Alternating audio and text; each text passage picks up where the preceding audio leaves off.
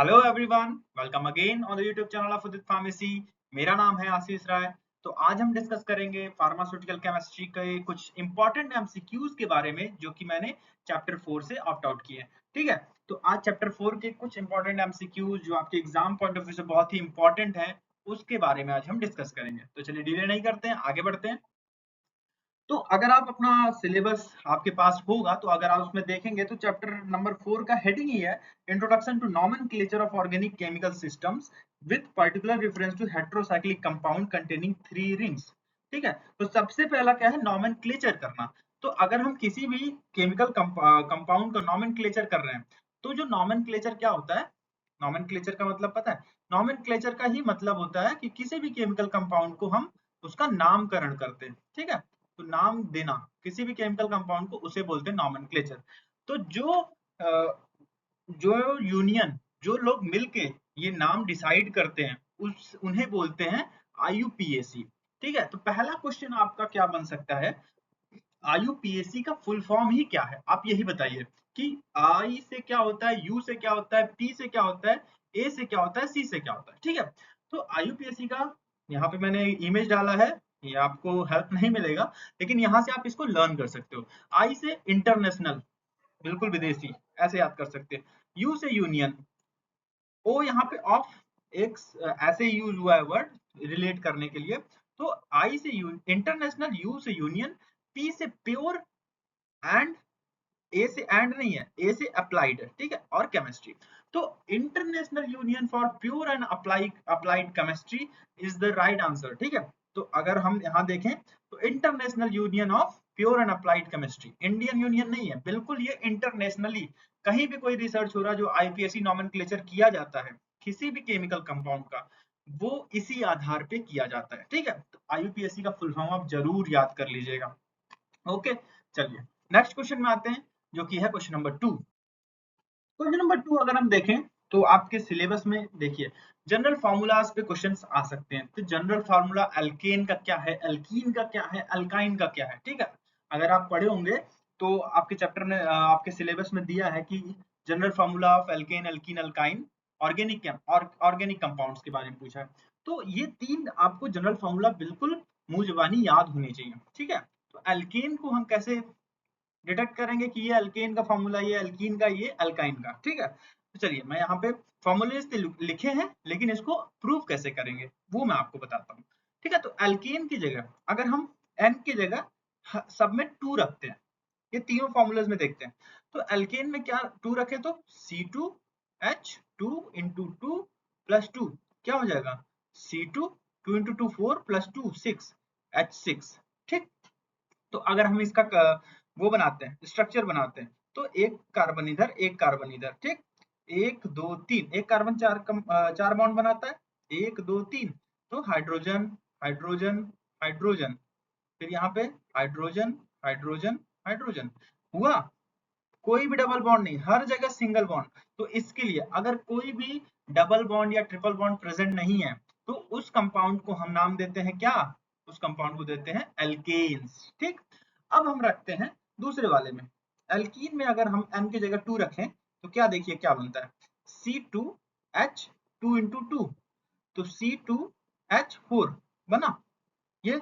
तो अगर हम इसका नाम देखिए क्या होता है, चलिए अभी मैं सिंगल बॉन्ड लेके चलता हूँ, लेकिन अभी चार ही हाइड्रोजन, तो एक दो, एक दो, लेकिन ये तो 4 बॉन्ड बनाता है। अगर यहाँ बीच में हम डबल बॉन्ड लगा देते हैं तो अगर इस कार्बन के अराउंड देखिए तो 4 बॉन्ड बने हुए हैं, तो इस कार्बन के अराउंड देखिए तो भी 4 का बॉन्ड बने। तो अगर कहीं डबल बॉन्ड है तो उसे हम क्या बोलते हैं, कार्बन कार्बन के बीच एक भी डबल बॉन्ड प्रेजेंट है तो उस कंपाउंड का नाम क्या होता है, एल्कीन्स। अब एक कार्बन है, दो कार्बन है, तीन कार्बन है, मैं आप आगे क्वेश्चन आएंगे उसमें मैं बताऊंगा। मेन जो नाम इसका नामकरण होता है वो एल्कीन, अल्किन, अल्काइन पे होता है। अब नाम कैसे डिसाइड करते हैं कि भाई अल्कीन सबको तो बोलेंगे नहीं, किसी में एक कार्बन है, किसी में दो कार्बन है, तो उसका नामकरण मैं आपको अगले कुछ क्वेश्चंस में आने वाले हैं वो डिटेल में बताऊंगा। ठीक है, अब इसी जगह हम अल्काइन की जगह 2 रख के देखें तो CnH2n -2 है, तो C2H2 इंटू 2 -2 हो जाएगा, C2H2 4 -2 2, तो C2H2, ठीक है, तो C डबल बॉन्ड अभी तक लगाया था, अब ट्रिपल बॉन्ड लगाना पड़ेगा क्योंकि तभी ये कंप्लीट हो गया, ठीक है। तो एक H इधर एक H इधर, 2 ही H तो बनाने थे, ठीक है। तो इस तरीके से क्या होता है, ये अल्काइंस होते हैं। आई होप आपको क्लियर होगा। अभी मैं आपको आगे भी बताऊंगा कैसे इसका नाम डिटेल में लिखा जाता है कि एक कार्बन है तो क्या नाम देंगे, 2 कार्बन है तो क्या नाम देंगे, ठीक है। तो इस तरीके से अल्कीन अल्काइन नाम पड़ा और ये फॉर्मूला इसी आधार पे बना हुआ है, ठीक है। आई होप आपको क्लियर होगा। चलिए, अब क्वेश्चन क्या है, यहाँ पे क्वेश्चन देखते हैं। What is the general formula of alkane. Alkane का जनरल फार्मूला क्या है, यहाँ पे अगर आप ध्यान दोगे CnH2n+2, तो आंसर क्या हो जाएगा CnH2n+2। अब यही अल्कीन का पूछता तो CnH2n, और अल्काइन का पूछता तो CnH2n-2। ठीक, CnH2n अगर आपको याद है तो आप कर लोगे, +2 लगा दो तो अल्केन, -2 लगा दो तो अल्काइन, ठीक है। चलिए, क्वेश्चन नंबर 2 यहाँ पे खत्म होता है। अब आगे बढ़ते हैं। अब क्वेश्चन नंबर 5 आता है। जैसा कि मैंने बताया कि number of carbon atom define करते हैं कि वो एल्केन है, अल्कीन है, अल्काइन है, ठीक है। लेकिन उसने उसमें भी वो फॉर्मूले को वो जस्टिफाई करे, उस आधार पे हम नाम देते हैं, ठीक है। तो अगर आपके कंपाउंड में केवल एक कार्बन एटम है और वो एल्केन वाले ग्रुप का है, एल्केन वाले ग्रुप का कैसे पता करेंगे, उसमें हम रखेंगे CnH2n+2 में, अगर वो उसको सेटिस्फाई करेगा तो वो एल्केन के ग्रुप का है। अगर एल्केन के ग्रुप का है तो मेथ, अगर उसमें एक कार्बन है तो मेथ में क्या जोड़ दो, एन जोड़ दो, तो क्या हो जाएगा मीथेन, ठीक, जिसका नाम मीथेन हो जाएगा। क्लियर है। अब इसी में अगर हम कार्बन 2 रख दें तो उसके क्या हो जाएंगे, उसका नाम हो जाएगा इथेन। अब इसी कार्बन, हम 3 कार्बन वहां पे करते हैं तो propane, butane, pentane, hexane, heptane, octane, nonane, डॉकेन।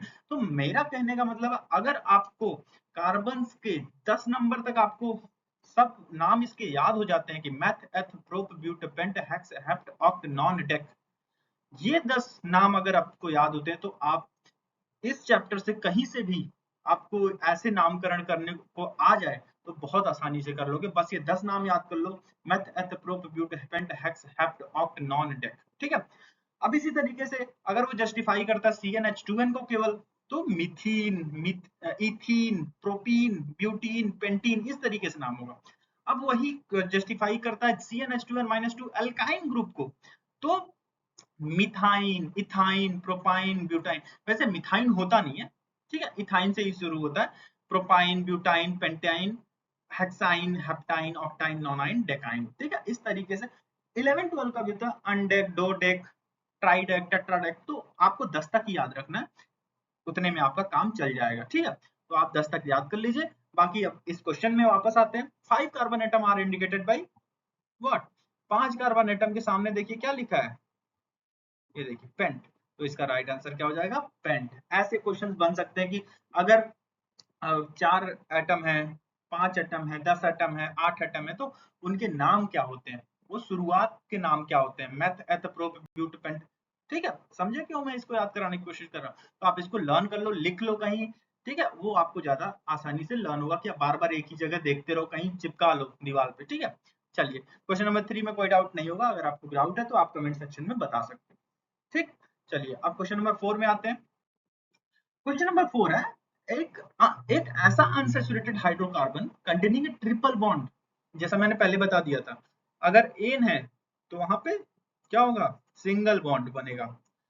क्या है, इन है तो वहां पे क्या बनेगा, डबल बॉन्ड बनेगा। अगर वहां पे आइन है तो वहां पे क्या होगा, ट्रिपल बॉन्ड बनेगा, ठीक है। क्वेश्चन क्या पूछा है, एक ऐसा अनसैचुरेटेड हाइड्रोकार्बन। अब अनसैचुरेटेड क्या होता है, जहां पे डबल और ट्रिपल बॉन्ड हो उन्हें हम अनसैचुरेटेड बोलते हैं, और जहां पे सिंगल बॉन्ड हो उसे हम क्या बोलते हैं, सैचुरेटेड, ठीक। ये भी क्वेश्चन बन सकता है आपके एग्जाम पॉइंट ऑफ व्यू से, एक आसान क्वेश्चन है। जहां डबल ट्रिपल बॉन्ड हो उसको अनसैचुरेटेड हाइड्रोकार्बन बोलते हैं, और जहां सिंगल बॉन्ड हो वहां पे सैचुरेटेड हाइड्रोकार्बन कहलाता है। हाइड्रोकार्बन क्यों कहलाता है, क्योंकि कोई भी कंपाउंड आप बना रहे हो तो यहाँ पे H और C, हाइड्रोजन और कार्बन, इसलिए हाइड्रोकार्बन ही बोला जाता है, ठीक है। तो क्वेश्चन क्या था, unsaturated hydrocarbon contain triple bond. Triple bond कौन कंटेन करता है, वायनी, आइन। तो इसका right answer B part. I hope यहाँ पे क्लियर होगा आपको क्वेश्चन नंबर 4 भी। चलिए, अगले क्वेश्चन में बढ़ते हैं। क्वेश्चन नंबर 5 है, while numbering heterocyclic ring the order of preference in follows. तो हम कोई भी हेटेरोसाइक्लिक रिंग को अगर हम क्या देते हैं, नाम देते हैं। मान लीजिए कोई भी एक हेट्रोसाइक्लिक रिंग, एक मैं एग्जांपल लेके चलता हूँ, NH, यहाँ पे ट्रिपल बॉन्ड नहीं होता है, ठीक है, NH, ये देखिए, इसको हम क्या बोलते हैं, इसको हम बोलते हैं पाइरोल, ठीक है, इस रिंग का नाम होता है पाइरोल। अगर वो नॉर्मल रिंग रहती, साइक्लिक रिंग रहती, तो क्या कुछ इस तरीके से होती है ना, केवल कार्बन और हाइड्रोजन से बनी हुई रिंग को बोलते हैं हम साइक्लिक रिंग, ठीक है। तो साइक्लिक रिंग कुछ इस तरीके से होती है, लेकिन ये हेट्रोसाइक्लिक क्यों कहलाई, क्योंकि एक यहाँ पे हेट्रो एटम भाई साहब आ गए, ये N जो है ना, ये हेट्रो एटम है, तो इसलिए इसको हम हेट्रोसाइक्लिक रिंग बोलते हैं। हेट्रो एटम्स बहुत सारे होते हैं, आपके सिलेबस में देखिए, ज्यादा नहीं जाना है आपके आईपीएससी नोमेनक्लेचर में एज ए हेट्रोसाइक्लिक रिंग्स, तो कुछ एग्जांपल्स ही लेके चलने हैं। तो यहाँ पे 3 एटम्स दिए हैं, ऑक्सीजन, नाइट्रोजन, सल्फर के साथ साथ एक फास्फोरस भी आप याद रखिए। तो ये 4 हेट्रोएटम्स, अगर पूछ दिए कुछ नाम बताइए हेट्रोएटम्स के, तो आप बता सकते हो, ऑक्सीजन है, नाइट्रोजन है, सल्फर है, फास्फोरस है। तो इसके साथ साथ अब यहाँ पे बोला है एक ही रिंग में तीनों चीज प्रेजेंट है। मैं नहीं, ऐसा स्ट्रक्चर तो होता नहीं है, लेकिन फिर भी मैं एक एग्जांपल लेके चल रहा हूँ कि एक ही रिंग में तीनों चीज प्रेजेंट है, O भी है, S भी है और N भी है। तो इसमें ऑर्डर सबसे पहले किसको तवज्जो दिया जाएगा, सबसे पहला नाम किसका आएगा, ऐसा क्वेश्चन आया हुआ है, क्वेश्चन नंबर 5 यही पूछ रहा है। तो इसका राइट आंसर होगा, ऑक्सीजन को सबसे पहले तवज्जो दी जाती है, फिर सल्फर को, फिर नाइट्रोजन को, ठीक है। आई होप OSN, ठीक है, OSN ये याद रखिएगा, OSN, ये क्लियर रहिएगा कि यही प्रायोरिटी होती है, पहले ऑक्सीजन को नाम दिया जाता है, उसके बाद सल्फर को, फिर नाइट्रोजन को तवज्जो दी जाती है, ठीक है। क्वेश्चन नंबर 5 का आंसर राइट यही है। और भी एक क्वेश्चन यहाँ से बन सकता था कि जो हेट्रो एटम्स कुछ नाम बताइए, तो आप आसानी से बता सकते हो। अब आगे बढ़ते हैं क्वेश्चन नंबर 6 की तरफ, चलिए। तो अब क्वेश्चन नंबर 6, अगर आप ध्यान से देखोगे तो नेम द ग्रुप, एक ग्रुप है यहाँ पे RCHO, ठीक है। तो RCHO में R की जगह आप मिथाइल लगा लो या कुछ भी लगा लो, ठीक है। तो RCHO ये क्या है, तो R की जगह आर्या भी रहने देते हैं। तो RCHO क्या कीटोन है, क्या कार्बोक्सिलिक एसिड है, या एल्डिहाइड है, या कुछ भी नहीं है। कार्बोक्सिलिक एसिड का अगर आपको स्ट्रक्चर पता होगा तो C डबल बॉन्ड OH से खत्म होता है, ठीक। इसके बाद कीटोन की बात, अल्डिहाइड की बात करें तो RCHO के साथ ही ये खत्म होता है। इसका राइट आंसर अल्डिहाइड ही होगा। लेकिन अगर आपसे पूछ जाए कीटोन, कीटोन का भी एक ग्रुप होता है, उसको क्या बोलते हैं, तो उसका ग्रुप होता है RCOR, ठीक है। तो अब क्वेश्चन नंबर 7 की तरफ बढ़ते हैं कि जनरल फॉर्म ऑफ एल्कीन। अभी ये तो बहुत बेसिक क्वेश्चन हो गया आपको, अभी मैंने बताया कि एल्केन, एल्कीन, अल्काइन का जनरल फॉर्मूला क्या होता है। अगर आप रिकॉल कर सकते हो तो आप आसानी से जवाब दे सकते हो। किसका है ये जनरल फॉर्मूला, इस ये है एल्केन का, ठीक है, +2 वाला, -2 वाला एल्काइन वाला, ठीक है। और ये CnH2n, ये है एल्कीन। तो इसका राइट आंसर क्या हो जाएगा, ए पार्ट, ठीक है। क्वेश्चन नंबर 7 का राइट आंसर क्या हो जाएगा, CnH2n, जो कि जनरल फॉर्मूला है एल्कीन का। आगे बढ़ते हैं क्वेश्चन नंबर 8 की तरफ। इन IUPAC nomenclature naming should start from, ठीक है। तो IUPAC नोमेनक्लेचर में सबसे पहले नेमिंग कैसे स्टार्ट होती है, ठीक है। IUPAC नोमेनक्लेचर में क्या हेट्रोएटम से स्टार्ट होता है, रूट वर्ड से स्टार्ट होता है, कि सफिक्स से स्टार्ट होता है, या प्रीफिक्स से, ठीक है। तो ये बहुत ही इंपॉर्टेंट क्वेश्चन है, IUPAC नेम हम कैसे देते हैं। हेट्रोएटम बाद में आते हैं, ये तो पहला नंबर आएगा नहीं। रूट वर्ड ये भी बाद में लास्ट में आता है, रूट वर्ड बिल्कुल, मान लीजिए 1 2 3 4 है, तो ये चौथे नंबर पे भाई साहब आएंगे, ठीक है। प्रीफिक्स और सफिक्स, तो ये यही इन्हीं दोनों में से कोई एक आंसर है। तो प्रीफिक्स और सफिक्स में पहले कौन आएगा, पी से प्रीफिक्स, तो पहला नंबर मिल जाएगा सब प्रीफिक्स भाई को, सफिक्स को चलो सफर करो, पीछे अभी रखो। तो पी से पहले नंबर पे आएंगे प्रीफिक्स, सफिक्स उसके बाद आता है, तो दूसरा नंबर इनको देंगे। तीसरे नंबर पे हेट्रोएटम्स और रूट वर्ड बिल्कुल लास्ट में लगते हैं। तो इस तरीके से आप आईपीएससी नोमेनक्लेचर के एक जो पैटर्न होता है वो आप लर्न रख सकते हो, ठीक है। चलिए अब अगले क्वेश्चन में आते हैं, क्वेश्चन नंबर 9 में। क्वेश्चन नंबर 9 है hydrocarbons in which the carbon atoms are connected by single bond are known as. जैसा मैंने पहले बताया, पिछले भी कुछ एक स्लाइड आई थी जिसमें मैंने बताया था कि अनसैचुरेटेड क्या होता है, सैचुरेटेड क्या होता है। तो सैचुरेटेड जहाँ पे केवल सिंगल बॉन्ड हो, तो सैचुरेटेड हाइड्रोकार्बन जहाँ पे केवल सिंगल बॉन्ड प्रेजेंट होता है उन्हें बोलते हैं। अनसैचुरेटेड जहाँ डबल और ट्रिपल बॉन्ड दोनों होता है, वहां पे डिग्री ऑफ अनसैचुरेशन होता है, यहाँ पे अनसैचुरेटेड बॉन्ड बनते हैं, ठीक है। तो यहाँ क्वेश्चन क्या है, ऐसे हाइड्रोकार्बन जहाँ पे कार्बन एटम सिंगल बॉन्ड से जुड़े रहते हैं, तो सिंगल बॉन्ड भाई साहब कौन है, सैचुरेटेड वाले, तो इसका राइट आंसर क्या हो जाएगा, सैचुरेटेड हाइड्रोकार्बन। ठीक है, अनसैचुरेटेड में बता दिया। एसाइक्लिक साइक्लिक कंपाउंड आप डिटेल में अभी आगे पढ़ोगे सेकंड ईयर में। ठीक है, तो यहाँ से क्वेश्चन यही बन सकता है क्वेश्चन नंबर 9 में कि हाइड्रोकार्बन जिनमें सिंगल बॉन्ड प्रेजेंट हो उन्हें क्या नाम दिया जाता है। चलिए आज इस वीडियो के आखिरी क्वेश्चन की तरफ बढ़ते हैं, क्वेश्चन नंबर 10। अगर यदि कार्बन अन्य 4 कार्बनों से जुड़ा है तो यह क्या माना जाता है। ठीक है, if the carbon is attached to the other 4 carbon then it is known as. अब देखिए यहाँ पे अगर ये डायग्राम आप अगर ध्यान से देख रहे हो तो सबसे पहले क्या है, प्राइमरी कार्बन, ये कार्बन किससे जुड़ा हुआ है, बस एक कार्बन से, इस वाले से। ठीक, प्राइमरी समझ में आया। सेकेंडरी कार्बन, ये कार्बन, ये दूसरे नंबर वाला, इससे भी जुड़ा हुआ है, इससे भी जुड़ा हुआ है, 2 कार्बन से जुड़ा हुआ है। ठीक, क्लियर है। अब टर्सरी कार्बन में आते हैं, ये वाले कार्बन में आते हैं, ये इससे भी जुड़ा हुआ है, इससे भी जुड़ा हुआ है, नीचे एक कार्बन और है, तो 3 कार्बन से जुड़ा हुआ टर्सरी कार्बन। अब देखिए ये वाले कार्बन में आते हैं, इससे भी एक carbon, 2 carbon, 3 carbon, 4 carbon, 4 carbon से जुड़ा हुआ है, इसको क्या बोलते हैं, क्वार्टरनरी कार्बन। यदि कार्बन अगर if carbon attach to the other 4 carbon, तो क्वेश्चन क्या था, ऐसे कार्बन जो 4 कार्बन से जुड़े हों उन्हें क्या बोलते हैं, क्वार्टरनरी कार्बन। तो यहाँ से अगर क्वेश्चन बनता है, प्राइमरी क्या होता है, जो केवल एक कार्बन से अटैच होता है, सेकेंडरी जो 2 कार्बन से अटैच होता है, टर्सरी जो 3 कार्बन से अटैच होता है, क्वार्टरनरी जो 4 कार्बन से अटैच होता है। ऐसे क्वेश्चंस आपको मिल सकते हैं as a fill in the blanks, as a one word, किसी तरीके से आप कर ले जाओगे, बस ध्यान रखना ये डायग्राम। ठीक है, अगर ये आपको पता है कि एक कार्बन को दूसरे कार्बन से जोड़ेंगे, कितने कार्बन जोड़ेंगे तो क्या कहलाएगा, आपको अगर माइंड में प्रैक्टिस किए रहोगे, आप लिख लिख के आप थोड़ा सा प्रैक्टिस इसको कर लो, आपको आसानी से लर्न हो जाएगा। तो यहाँ पे खत्म होता है टॉप 10 क्वेश्चंस। इसी को तैयार करिए, बहुत एनफ है आपके एग्जाम प्रिपरेशन के लिए। इन्हीं में से क्वेश्चंस आपको कहीं ना कहीं आपके एग्जाम में मिलेंगे। अगर आपको डिटेल में अभी परेशानी हो रही है, दिक्कत हो रही है कि फार्मास्यूटिकल केमिस्ट्री में थोड़ी प्रॉब्लम हो रही है, तो आप उदित फार्मेसी ऐप पे विजिट करिए, वहाँ पे लाइव क्लासेस चलती हैं और भी क्या क्या चीजें अवेलेबल है वो मैं आपको अगली स्लाइड में बताऊंगा। तो अगर हम उदित फार्मेसी ऐप पे अगर इस प्लेटफॉर्म पे अगर आप आते हो तो आपको क्या क्या चीजों की सुविधाएं मिलेंगी वो आपको बताऊंगा, कि यहाँ पे आपको रिकॉर्डेड क्लासेस मिलेंगी, साथ में लाइव क्लास चलती हैं, ई बुक्स पीडीएफ नोट्स मिलेंगे बिल्कुल बने बनाए, आपको थ्रू द पॉइंट, बस आपको लर्न करना है, बस इतना। उस लर्न कराने में भी हम बहुत मदद करते हैं, चैप्टर वाइज एक्सरसाइजेस प्रोवाइड करते हैं आपको, चैप्टर वाइज टेस्ट वहाँ पे अवेलेबल है, लाइव चैट चलती है कि आपको कभी भी कोई प्रॉब्लम पढ़ते वक्त, ऐसा जरूरी नहीं है कि आप पढ़ते हो उसी समय टीचर भी पढ़ता, तो लेकिन हम आपके लिए अवेलेबल रहेंगे 24/7। ठीक है, बाइलिंगुअल लैंग्वेजेस हिंदी इंग्लिश में भी, जो भी आपको सुटेबल लगता है हिंदी में पढ़ो चाहे इंग्लिश में पढ़ो, जो भी, लेकिन मोस्ट प्रोबेबली आप इंग्लिश में ट्राई करने की ट्राई करिए। ठीक है, क्योंकि इंग्लिश में ही आपको पेपर्स लिखने, तो आप जितना एफर्ट डालोगे अपनी तरफ से आपको उतना मदद मिलेगा।